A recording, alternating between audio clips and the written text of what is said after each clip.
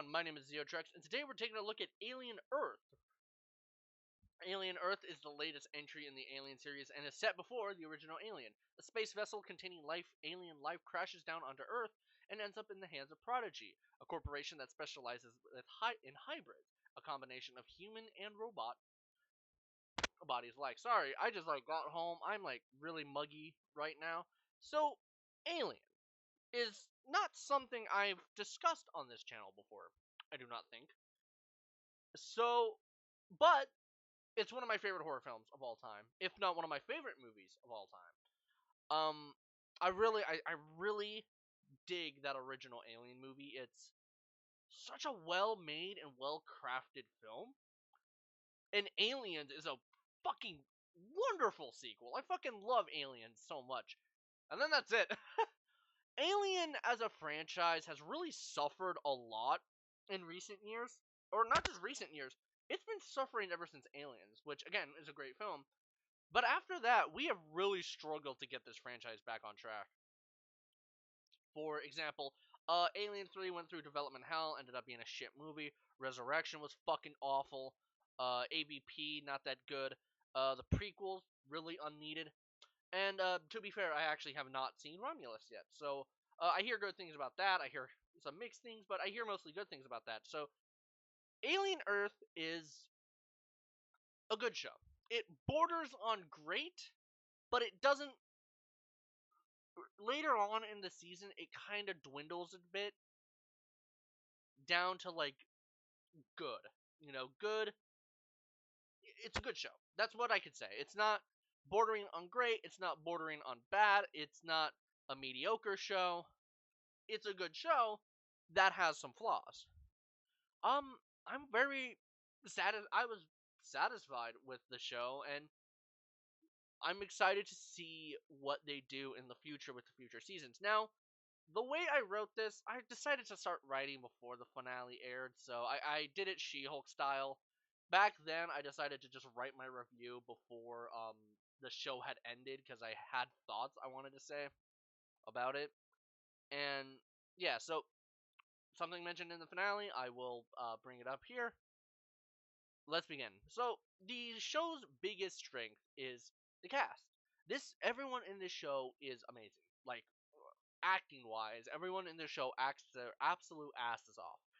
The hybrids do such a great job at convincing you that these are little kids inside of adult bodies, because that's what they are. They were dying children that were then put into these robot adult bodies, and I like that premise. I also do like seeing other corporations that aren't just Weyland Yutani. So yeah, Jonathan of Ayaji and Arush Garavu, a big fucking. I'm so sorry if I mispronounce those. Do a great job as Smee and Slightly, who I point out because we see them the most, and they're also the most kid-like of the group, especially Smee, who's very his mannerisms, um, what does he do? He does this ear thing, I believe. It just reminds me of what a little kid would do if they broke a vase or something, and I thought I thought it was very convincing as kids. And I also like Slightly a lot in the show, or Arush.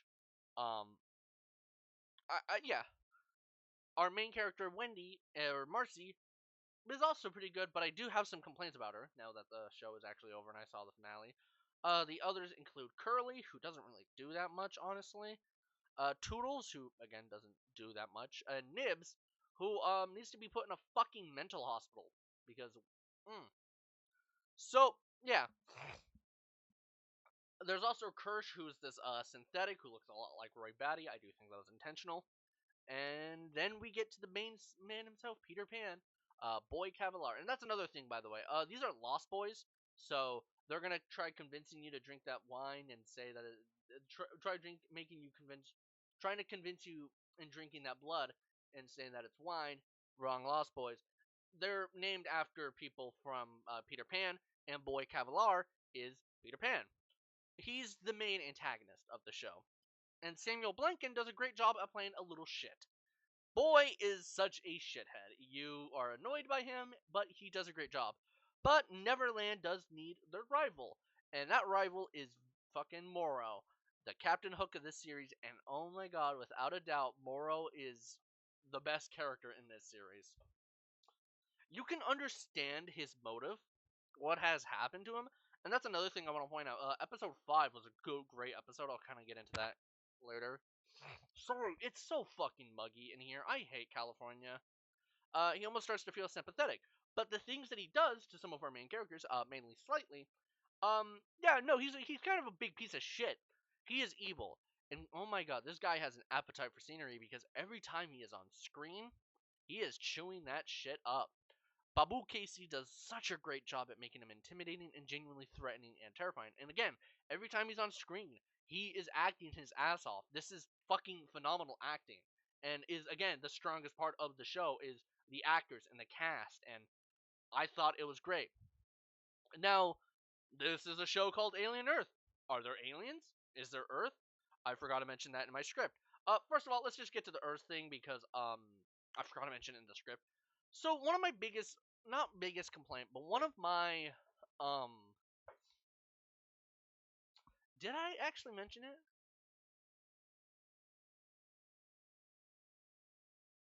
I did not. So one of my things about Alien Earth that I kind of was disappointed by was it didn't feel like it was Earth. Um, when I didn't watch the marketing or the trailers for that much for this, and I kind of just when it came out, I was like, oh, okay, you know what? Yeah, I'll watch this. This is something I'll keep up with. I really thought this would be like a city-based show where we actually get to see this sort of like cybernetic or like cyberpunk or kind of see this version of Earth because we haven't. I don't believe we've seen Earth in the Alien series. We've seen it in the AVP films, but that doesn't really count. Those aren't really canon. And I wanted to see more of it. A lot of the scenery, a lot of the visuals in it are very much like the old Alien films, which I like. I love that aesthetic. But for a show called Alien Earth, I definitely did want to see more of Earth. I want like we do get to see it. We see a city in the first episode, which I did like. There's scenes with a nightclub, but for the most part, this feels like it could just be like another off-world planet, and not really make that much of a difference. Yeah, there's greenery and around, which does make it Earth, but I hope you get what I'm saying there by saying that I don't think they really took advantage of that setting enough because most of the show takes place in common alien imagery, which is again like labs or hallways or like these like spaceships, you know, hall like again hall like yeah, that's really my biggest complaint was that it didn't take advantage of Earth. Now, the aliens. Let's talk about the aliens. So of course we got the boy, the xenomorph. He's in here, and I'm super mixed on how they used him. Without going into spoilers, because there is something I'll spoil here in a little bit. The xenomorph is indeed in a majority of the show, which was one of my biggest concerns going into this. Are we just not going to see a xenomorph until the final episode? But no, there's a xenomorph in almost every episode. But at the same time, it doesn't really do that much. It's most prominent in the first 3 episodes where it's actively hunting down our main characters, which I liked. I really, really did enjoy seeing that. I that's what gave me the impression of, oh, hey, yeah, this thing is going to be in this show a lot more. But after slight spoilers, it gets killed off in episode 3. It doesn't really do that much because there's another one that pops up, and I'm just gonna put a little spoiler warning here because I want to talk about this. There's another xenomorph in this show, which is a lung burster. It comes out from a lung that Wendy's brother Joe had removed. I think that was that lung. I'll get into another thing here in a minute, but it comes out of a lung, and I can excuse it looking weird, but the thing about the it's most noticeable in episode 5. The xenomorph looks cheap. I don't know. That's the best I could describe it. And the way the xenomorph looked in the original series, like Alien and Aliens and Resurrection, not 3 though. That thing looked really fucking weird. But the thing about the aliens in that series, in that quadrilogy, was that they looked like animals. They did look and feel like they were actually like living creatures. The xenomorph here, however, looks like a guy in a suit. And I don't know if that's supposed to be intentional. I don't know if that's just a result of a lower TV budget. I don't know the budget for this show. I should have probably looked it up.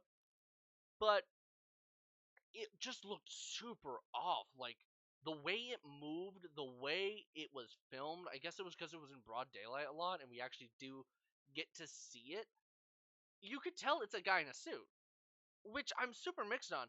I like that they are doing practical effects. I wouldn't want a CGI xenomorph, but I think by adding some CG enhancements to it, you could make it look a bit more convincing as a creature and not just a guy in a suit.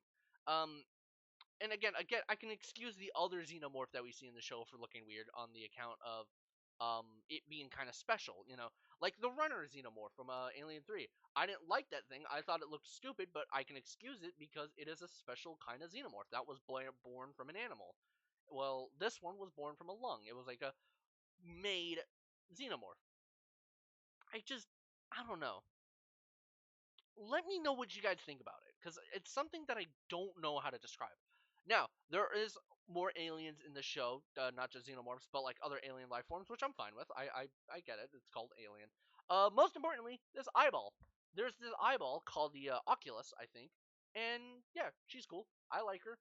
Yeah, it is a she. And for most of the show, it's attached to this sheep. And if I don't just fucking laugh my ass off every time that sheep appears on screen, seriously, I don't think it's supposed to be funny, but it's hilarious because the sheep just has this piss off look all the time. And that's another thing. There's some unintentional funny moments that I don't think are meant to be here. The show also had aliens, more aliens. There was like this bug and this like weird. They don't matter. Now let's get into some of my issues with this show. The cons, visuals. I already mentioned the whole Earth thing, but while it can look stunning at times, and there is some gorgeous like natural cinematography, and the final episode had a really cool scene with strobing lights that I thought was really well shot. It can just have this weird. It can just have that cheap TV look here and there, and while it can be cool, there's these crossfades that happen where like a character's face would just fade in, and I get the symbolic meaning of it. I get why they do it, and sometimes there's a scene in one of the episodes where Slightly is talking to Morrow on like communication, and Morrow is here, Slightly is here, but they're in two different spaces. I do like that. I do like it when they use it like that. But then they also just have like Sid the Sloth just fucking pop up here, and it's like, again, am I supposed to laugh at that? Is that supposed to be funny? Because it is. It's fucking hilarious. But was that the intention? Again, a lot of unintentional comedic parts here, and it just made the show look really weird at times and can get a bit annoying and overbearing. I don't think they really executed it that well. And it's a modern TV show. I say it all the fucking time. 8 episodes is not enough to tell a story, especially when these episodes are short. I'm tired of complaining about this. So, you know what? Every time a show has this issue, I'm just gonna call it a Surf Dracula, just the Surf Dracula symptom. And it just overall feels like a really drawn out movie. Sometimes it can feel like nothing happens. Episodes 1 to 5 were honestly really good. I did like them. That's what made me like really invested. I was like, okay, no, this show is fucking great. I do like this show. But after episode 5, which I do want to point out is kind of like a reimagining or a retelling or a it's like the first Alien movie, which I do like. I like seeing that classic alien imagery of people aboard a spaceship with the jumpsuits and working for Yutani, Weyland Yutani. Oh, that's another thing. We meet Yutani. We meet a Yutani in this series. We've met Peter Weyland before in the prequels and AVP, where he was played by Lance Hendrickson. So I guess there was just a guy that also, I guess Bishop just looked exactly like Peter Weyland because they based the Bishop droid off of the Bishop guy. So did the bishop guy just was the bishop? Because remember, there was a real bishop. I don't know. Okay, sorry, that's off topic. It just again, it feels like just nothing really happens, and it really did struggle to leave an impact on me after, and it can feel a bit forgettable. Um, maybe this is just a me issue, but oftentimes when I would tune into the next episode, I kind of would just forget what happened. It kind of just would disregard the ending a bit. And another thing, there's these random cuts to black. I noticed it in the final episode and the episode before that. Obvious for a TV break. Really ruins the flow of the show.